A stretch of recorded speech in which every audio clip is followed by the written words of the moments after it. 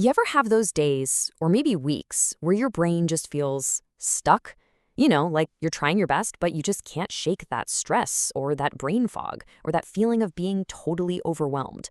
Well, it turns out our brains have this incredible, almost hidden power for self-healing and getting back on track. So let's dive in and explore technology that doesn't try to fix the brain, but instead just gives it the information it needs to fix itself. So let's kick things off with a big question. What do you think is your brain's greatest, most hidden talent? And no, it's not memory or creativity or even logic, though those are obviously amazing. It's something much more fundamental, a powerful built-in ability that every single one of us has, running in the background every second of every day without us even noticing. And that talent is self-regulation. Just think about it for a second. When you get hot, your brain automatically tells your body to sweat to cool you down, right? If a car horn blares right next to you, your brain instantly makes you jump back to safety. This constant, tiny adjustment is what our brain does. Its whole job is to keep everything in balance, in harmony, and running as smoothly as possible. It's the biological intelligence that our whole system is designed for. But what happens when that brilliant, self-regulating system gets stuck? Because the problem is, modern life can throw so much at our brains that this system just gets completely overwhelmed and knocked way off balance. And when you look at this list, you realize how familiar it all is, right? It's not always one big traumatic event. It's the chronic stress, the poor sleep that piles up night after night, the constant information overload from our screens, even just a bad diet. See, the thing is, if a problem is just here and there, the brain can handle it. It can regulate just fine. But when these things become chronic, when the stress is constant, the brain can't find the difference anymore. It loses its compass, its baseline, and it just can't do its job properly. So what happens then is the brain goes into what you could call a default mode. It's kind of like when your computer runs in safe mode. It's only doing the bare minimum to function. And for us, that means our ability to handle emotions just shrinks. Our thinking gets fuzzy and slow, and suddenly we just can't seem to cope with things that we used to handle no problem. We're basically running on empty, and we start to lose our footing in the world. Okay, so this is where a really fascinating tool comes into the picture.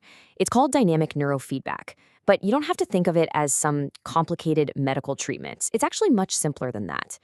The best way to think about it is as a perfect mirror for your mind. Now, to really get what makes this different, let's do a super quick history lesson. The old way of doing neurofeedback, called linear, was hard work.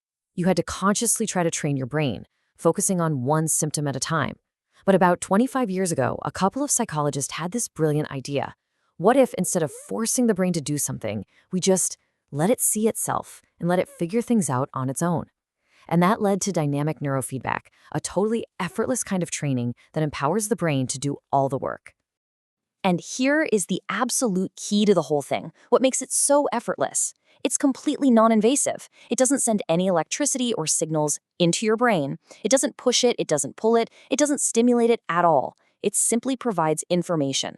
That's it, just data about the brain's own activity, right back to it in real time.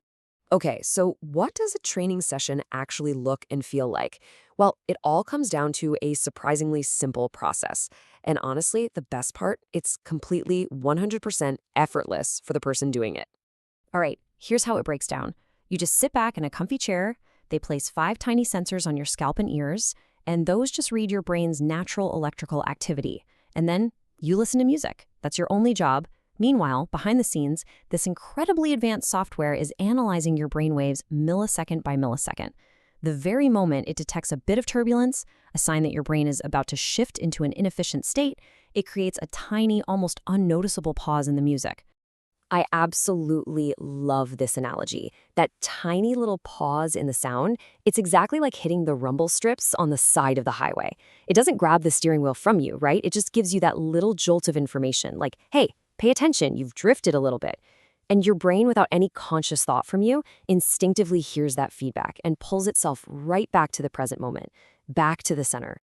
And when this happens hundreds of times over the course of a single session, with all those little rumble strip interruptions, something really remarkable starts to happen. The brain isn't being fixed by an outside force. It's simply using this real-time information to remember how to do its own job. It's finding its way back home. Yeah, the way it's described is that this feedback is like the little piece of the puzzle that was missing. The brain has this amazing capacity to self-regulate, but when it's stuck in that chronic default mode, it just lacks the information to see what it's doing. This whole process just provides that one missing piece of information, and the brain gratefully goes, "Oh, thank you," and immediately uses it to get itself back on track. So, I think this is the most important takeaway. The ultimate goal here isn't to force the brain into some new, better state.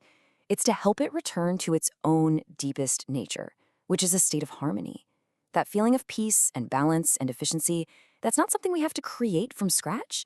It's what the brain is already designed to do. We just have to give it the right mirror so it can see itself clearly again. And that really leaves us with a final, pretty powerful thought. We spend so much of our lives trying to consciously manage our thoughts and feelings from the outside in.